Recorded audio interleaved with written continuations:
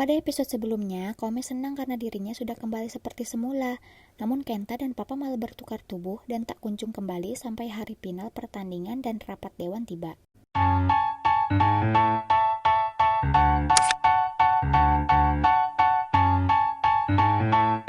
Papa berkata tidak ada pilihan lain selain berjuang lagi hari ini. Kenta akhirnya meminta bantuan pada Papa soal final pertandingannya. Begitupun sebaliknya, Papa juga meminta bantuan pada Kenta soal rapat dewannya. Kenta menjelaskan bahwa ia akan menggunakan ide Koume dan mereka optimis akan disetujui di rapat dewan nanti. Kenta juga mengatakan semenjak tinggal di rumah Koume, Kenta berpikir bahwa keluarga Koume membutuhkan sosok ayah. Maka dari itu sampai tubuhnya kembali, ia yang akan melindungi mereka berdua meskipun taruhannya nyawa. Papa juga berkata demikian, bahwa ia juga akan melindungi mereka meskipun taruhannya nyawa, baik itu keluarganya maupun Kenta. Papa dan Kenta pun akhirnya bersalaman, dan tiba-tiba angin menghembus kencang dan membuat mereka bertiga terjatuh. Tampaklah seorang kakek-kakek yang sedang membangunkan Kome dan bertanya keadaannya. Kome yang segera bangkit terkejut karena Papa dan Kenta kembali seperti semula. Lalu Kome memperingatkan Papa bahwa rapat dewannya akan segera dimulai. Lalu Papa pun berlari. Di kantor semuanya bingung karena Papa belum tiba dan akhirnya kompak untuk menanganinya terlebih dahulu. Atasan marah dan memukul meja karena keterlambatan Papa. Namun Nakajima malah membalas kembali dengan memukul meja dan menyuruh mereka untuk membuka dokumen rapat dewannya. Di lapangan, Tomohiro menanyakan Kenta yang belum datang kepada Ritsuko. Lalu Ritsuko membahas soal Tomohiro yang akan pergi ke kampus pilihannya dan meminta maaf karena selama ini ia yang salah. Ritsuko juga berjanji akan tetap menyukai Tomohiro meskipun mereka terpisah oleh jarak. Dan Ritsuko menyadari itu semua karena Kome yang menyuruhnya untuk tidak membuat pilihan yang akan membuatnya menyesal. Lalu Tomohiro pun memeluk Ritsuko dan akhirnya mereka balikan. Kenta dan Kome akhirnya tiba di lapangan.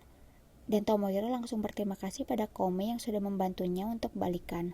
Saat bertanding, Kenta menyuruh Kome untuk memperhatikannya dan tak akan menyia-nyiakan perasaan Kome. Di kantor akhirnya Papa tiba dan meminta maaf. Namun ternyata proyek tersebut ditolak oleh atasan. Saat para atasan akan pergi, Papa dengan beraninya mengatakan perusahaan akan hancur jika terus melakukan sistem perusahaan yang harus menuruti semua perintah atasan dan tidak bebas berpendapat. Papa mengatakan demi generasi yang akan datang, dia tidak akan lari dan akan menghadapi resiko apapun. Para tim pun memparodikan kejadian tadi yang dimana akhirnya para atasan menyetujui proyek Papa dan tim juga tidak henti-hentinya memuji tindakan keren Papa. Papa pun akhirnya ikut menonton final Kenta juga dan bercerita bahwa proyeknya disetujui. Kome menjelaskan sekarang sedang adu penalti dan jika tendangan Kenta selanjutnya masuk, dia akan juara. Kome dan Papa pun akhirnya berdoa bersama. Dan Kenta pun menendang bolanya dan masuk. Dan Kenta pun menjadi juara. Kome dan Papa segera menyelamati Kenta, lalu Rinka pun memanggil Kome dan mengajaknya mengobrol. Kenta yang khawatir akhirnya segera ditenangkan oleh Kome. Kenta bingung kenapa Rinka ngajak ketemu Kome dan Papa menjelaskan apa yang terjadi dan minta maaf. Rinka meminta maaf pada Kome dan menjelaskan alasan ia berbuat jahat karena merasa kesepian. Kenta teman sedari kecilnya menjauh darinya. Rinka juga menjelaskan kejadian kemarin bahwa Kenta menyukai Kome dan Kenta berharap Rinka juga bisa menyukai Kome. Kome pun akhirnya tahu bahwa Papa selama ini memikirkan tentang dirinya dan membantunya. Rinka juga mengajak Kome untuk berteman dan Kome menyetujuinya. Kome juga bilang pekerjaan Papa berjalan mulus berkat bantuan Rinka juga. Kenta yang melihat mereka berdua akur pun turut senang.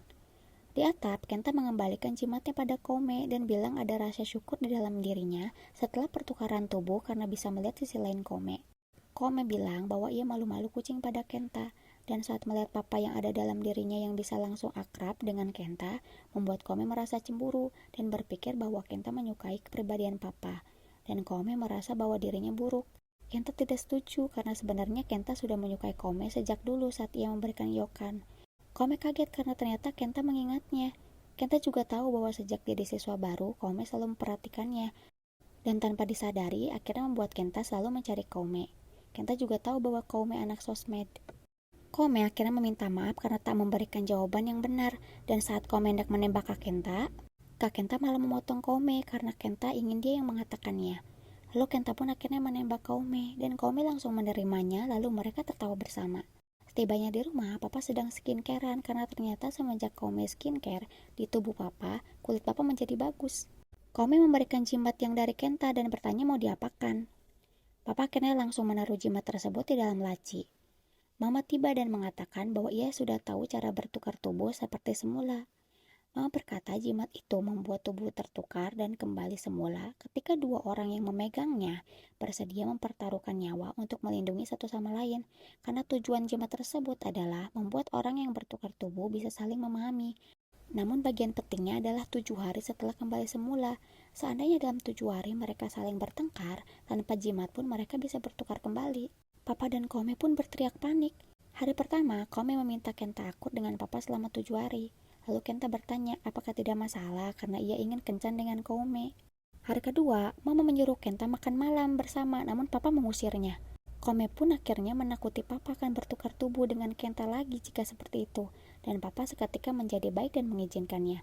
Lalu hari-hari berikutnya berjalan dengan baik. Kenta bermain game dengan Kome, pekerjaan kantor Papa sekarang lebih baik, dan Risuko serta Tomoyoro yang makin saling memahami. Kome juga merasa tingkat menyebalkannya Papa berkurang. Dan tibalah hari ke-7 Papa dan Mama yang terlihat sangat romantis. Namun ada hal yang mengejutkan. Ketika Mama hendak mengambil sesuatu di laci, jimat yang ditaruh Papa tersebut tidak ada. Sampai akhirnya 7 hari pun berjalan dengan aman, tapi Kome kembali cuek. Namun saat Papa hendak sedih, Kome ternyata memanggilnya duluan dan mengatakan boleh sharing soal pekerjaan. Dan Kome serta Papa pun saling berterima kasih. Papa mengatakan tadinya hendak menyerah soal perusahaannya, tapi terbantu oleh Kome. Kome juga mengatakan tadinya ia juga tak punya impian di masa depan. Tapi setelah kerja di kantor Papa, ia menemukan impian tersebut, yaitu ingin menyebarkan hal-hal baik Jepang ke dunia luar. Papa juga mulai sekarang bisa mempercayai Kome. Di sekolah, Kome dan Kenta sedang suap-suapan bekal. Lalu saat mereka bertatapan, Kenta pun mendekatkan wajahnya ke Kome. Namun Kome malah menahannya dan membercandainya.